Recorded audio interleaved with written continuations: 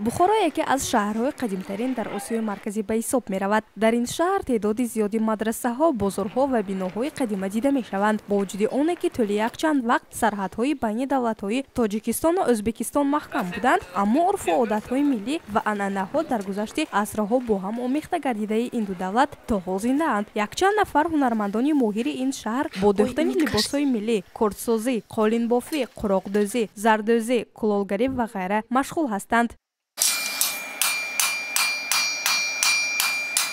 ин садои оҳан дар як гӯшаи шаҳри Бухоро ҳама вақт шунида мешавад. зеро Сайфулло Амак дар дӯкони худ новобаста аз фасли сол аз ҳар гуна оҳанҳо мӯъҷизае меофарад. ӯ имрӯз оҳанро барои худ ҳамчун ашёи хом истифода бурда, аз он теъдоди зиёди кортҳоро месозад, аз ҷумла кортҳо барои рӯзгор, шикор, шамшерҳо ва ғайра. Сайфулло имрӯз дар дӯкони худ на танҳо кортҳо, балки теъдоди зиёди қайчиҳоро низ сохта ба фурӯш гузоштааст, ки ҳамаи онҳоро дар ҳар гуна мавридҳо истифода бурдан мумкин аст. Як корди оддие ки имрӯз ӯ омода месозад, аз 24 намуд ашёи хом сохта мешавад. ҳар як он кортҳое ки дар дӯкони ӯ сохта мешаванд, аз ҳамдигар фарқ мекунанд.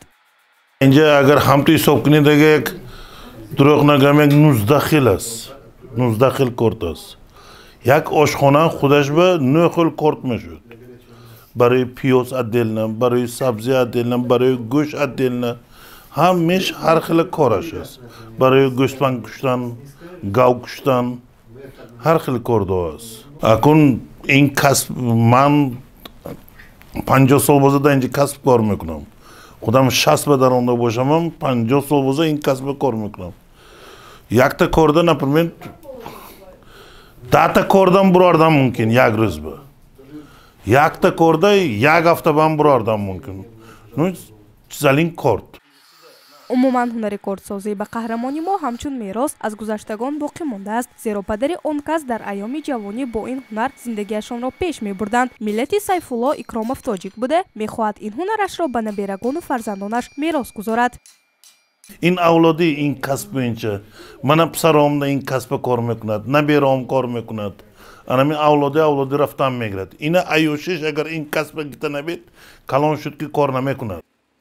сарпӯшҳои пашмин ё худ телпакҳо имрӯз дар бозорҳои шаҳри Бухоро бештар дида мешаванд, зеро ҳар як намуди онҳо таърихи қадима доранд. он телпакҳое ки айни замон дида истодаед, масъули дастони Сафо Эргашевич, сокини шаҳри Бухоро мебошад. Сафо Амак ин телпакҳоро бо усули хоси худ омода месозад. ҳар яке аз ин телпакҳо бо пашми тозаи гӯспанд ва дигар маҳсулоти табиӣ омода гардиданд. ҳунари телпакдӯзӣ ба Сафо Эргашевич аз авлодаш боқӣ мондааст. ба гуфти худи ӯ, шавқи телпакдӯзӣ аз хурдӣ дар дилаш ҷо гирифтааст ва мехоҳад фарзандонашро бо ин ҳунараш касбомӯзӣ кунад.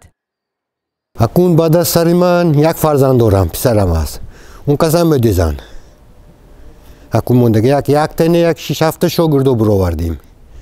шогирдоам дӯкон ялакада вайкада аболамин меҳнатоям аболам телпакдӯзӣ ҳунарошуна гита бурдаштин, рӯзғорошуна кашдаштин. ҳалор меёбанд. ин чӣ ба ки ҳалор мучбин сӯзан зада меёбем ин чиза мо. ҳамин айёшигомо худо раҳмат кунад, падаром ва бобомамо ба ёд додагӣ.